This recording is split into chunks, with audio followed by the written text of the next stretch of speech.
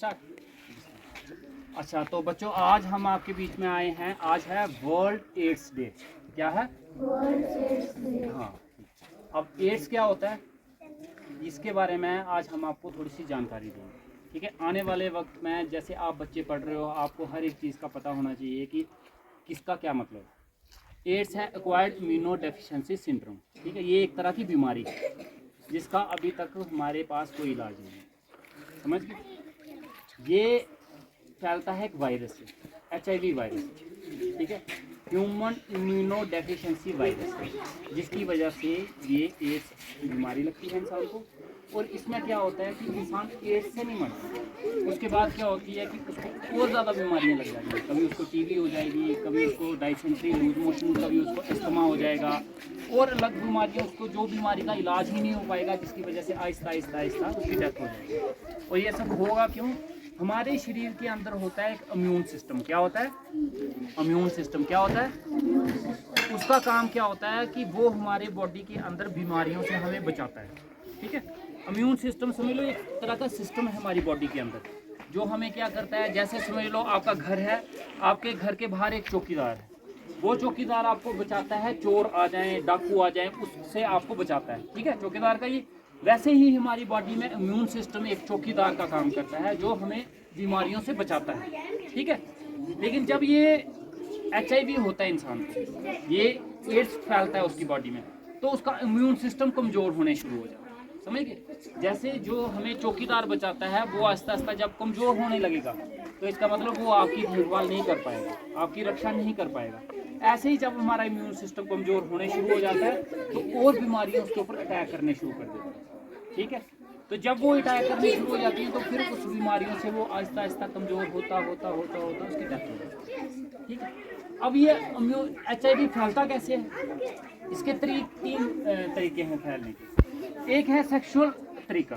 ठीक है, sexually transmitted disease है।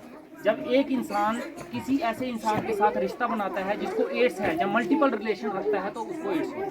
ठीक है, दूसरा तरीका ये है कि जब हम कंटेमिनेटेड नीडल्स, सिरिंजें, कभी कभी क्या करते हैं, हमने बड़े सारे लोगों को देखा हुआ है कि कोई भी सिरिंज, खुली सिरिंज लेंगे, उसको लेके उसको यूज़ करने, उसको खेलना शुरू कर देंगे, उसके साथ पानी भर के करते हैं, उसकी सिरिंज लगी होती है। वो सिरिंज अगर किसी ऐसे इंसान को लगी होगी जिसको एड्स होगा, और गलती से भी वो आपको चुभ गई, तो उस आदमी को एड्स होगा। समझ गए? नीडलों के साथ कोई भी यूज़ की हुई नीडल कभी यूज़ मत करो। मैं इधर भी देखता हूँ कि हॉस्पिटल में कभी कभी क्या होता है कि कोई नीडल, किसी के हाथ में कोई नीडल होती है, तो वो उसके साथ पिचकारी मार रहा होता है ना, करते हो ना। ये सबसे बड़ी लापरवाही है, ऐसे काम नहीं करने हैं। कोई भी नीडल, सिरिंज जो यूज़ की हुई है, हॉस्पिटल में आपको कहीं घिरी हुई मिलती है, उसको यूज़ मत करो। अगर आप ऐसे कर रहे हो और वो ऊपर वाला ना करे, वो सिरिंज अगर किसी ऐसे इंसान को यूज़ हुई है जिसको एड्स है, तो उसकी आपको प्रिक लगेगी, तो जब किसी को भी लगेगी तो उसको ये होने के चांसेस रहते हैं। ठीक है, तीसरा तरीका है ब्लड ट्रांसफ्यूजन। जो ब्लड चढ़ाते हैं ना, अगर वो किसी ऐसे आदमी का होगा जिसको एड्स होगी, उसको चढ़ाएंगे तो उसको भी हो जाएगा। ठीक है, मदर, जब एक औरत प्रेग्नेंट होती है तो उसके टेस्ट होते हैं सारे। ठीक है, उसको सारे टेस्ट करवाए जाते हैं, उसमें से एक टेस्ट होता है HIV test.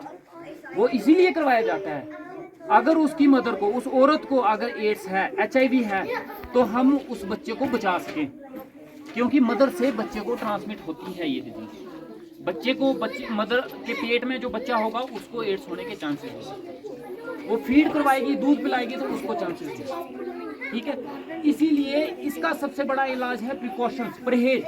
Precaution is better than cure. परहेज ही है इसका इलाज। हमें इन सारी चीज़ों से, जिनसे ये फैलती है, इन सारी चीज़ों से बचना है। समझ गए मेरी बात? और ये अगर हमारे समाज में, सोसाइटी में कोई ऐसा आदमी है जिसको HIV है, उसको हमें अपने से दूर नहीं करना है। उसके साथ बैठने से, बात करने से, हाथ मिलाने से नहीं फैलता है। उसके साथ खाना खाने से नहीं फैलता है। ये ऐसा नहीं है कि हम उसको दुत्कारेंगे, दूर करेंगे, वैसा कुछ नहीं करना।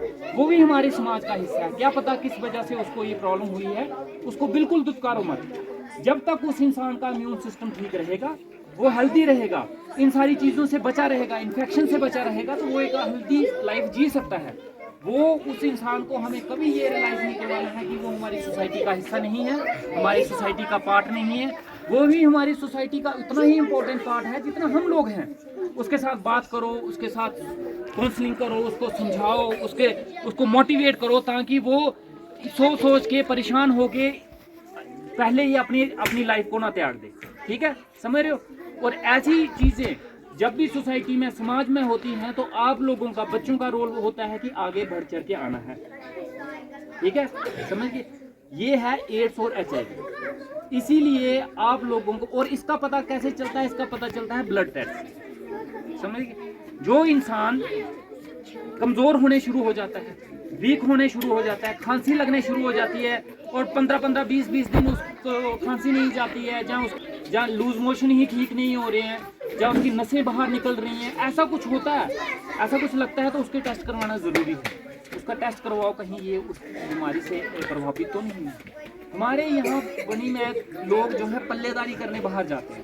ठीक है, दिल्ली जाएंगे, शिमला जाएंगे, तो कभी कभी क्या होता है कि वो लोग भी ऐसे लोगों के कांटेक्ट में आ जाते हैं जिनसे उनको पता नहीं चलता, जाने अनजाने इस चक्कर में आ जाते हैं, जिसकी वजह से वो इससे इफेक्टिव हो सकते हैं। इसीलिए हमें उन लोगों के साथ कांटेक्ट में रहकर उनके टेस्ट जरूर करवाने हैं। ठीक है, और ये ऐसी बीमारी है जिससे हमें बचना है। अगर हम लोग इस चीज़ से बचेंगे तो ही हम सुरक्षित रह पाएंगे, और अगर हम इस चीज़ से नहीं बचेंगे तो आने वाले टाइम में इसका हमें कहीं ना कहीं ये मौत की तरफ ये बीमारी ले जाती है। समझ गए मेरी बात? पूरी तरह से बात समझ आ गई? ऐसे ही जाके आपने अपने घर में भी समझानी है, मोहल्ले में भी समझानी है, और सबको ये बात समझानी है। ठीक है, चलो जोर से ताली बजाओ। उठाना फोन, एक नारा था यार मैं भूल गया।